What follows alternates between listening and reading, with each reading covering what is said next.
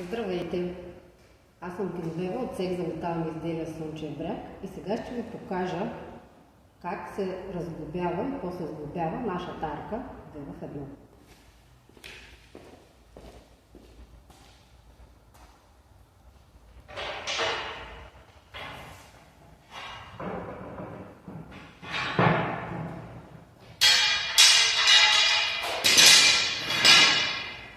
Арката ни вече е разглобена. Останаха само двете основи,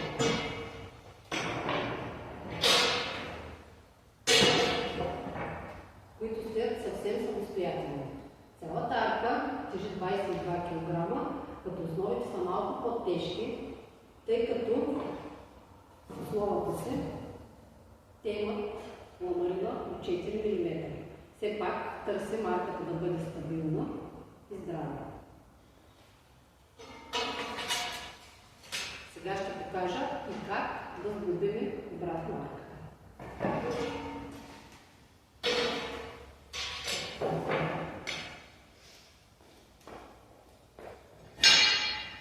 За да бъде по-лесно на клиентите, направили сме значения тук и тук, за да могат лесно да напасват частите.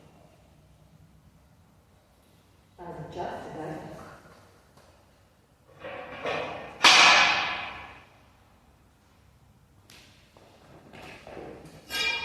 Ето и втората дъга, поглеждам за нея. Значението е тук и тук.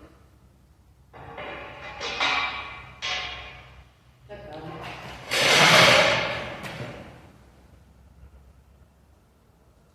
Вече имаме две полуарки.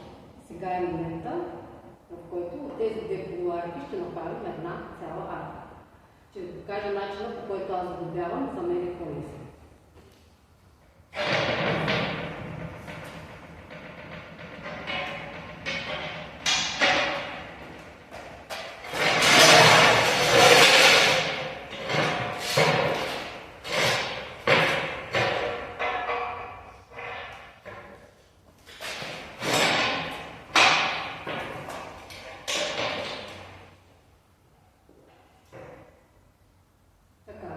Вече имаме една цяла арка.